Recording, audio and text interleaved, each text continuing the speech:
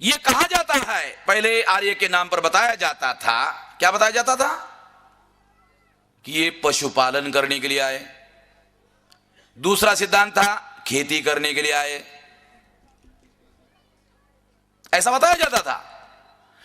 पहली बार डीएनए ने निर्णायक रूप से प्रूव किया कि ये पशुपालन के लिए नहीं आए, ये खेती करने के लिए नहीं आए, इनका पर्पस आक्रमण करने का ही था। कैसे? उसने ये भी प्रमाणित किया। कैसे? तो इनके साथ में महिलाएं नहीं आई। वो कैसे प्रमाणित किया?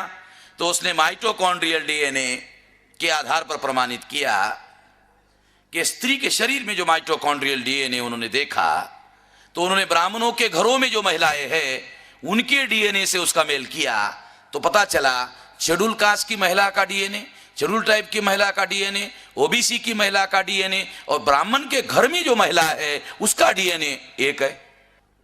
इसे प्रूव हो गया कि ब्राह्मण के घर की महिलाएं जो है वो मूल निवासी है, और ये मूल निवासी होने की वजह से ब्राह्मणों ने अपने शास्त्र लिखे, जिन्होंने लिखे वो जानते थे।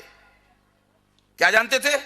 ये स्त्री अगर हमारी पत्नी है, बीवी है, मां है, बहन है, बेटी है, तो भी हमारी नहीं है।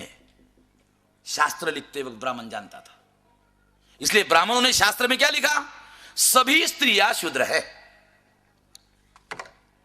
बात समझ रहे हो?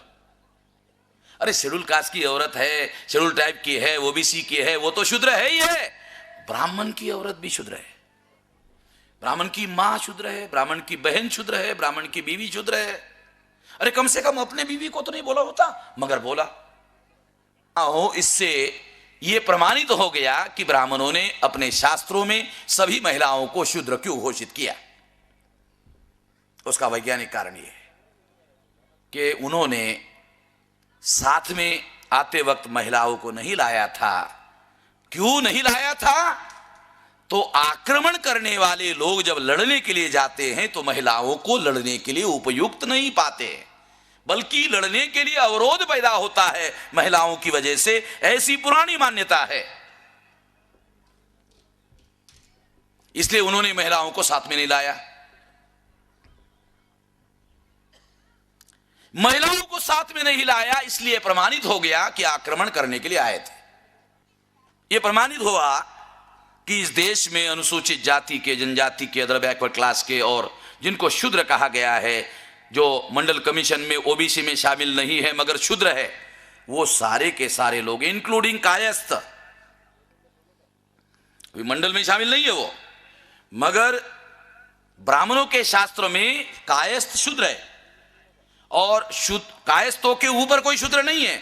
ये सबसे बड़े, सबसे ऊपर वाले शूद्र है। तो ये भी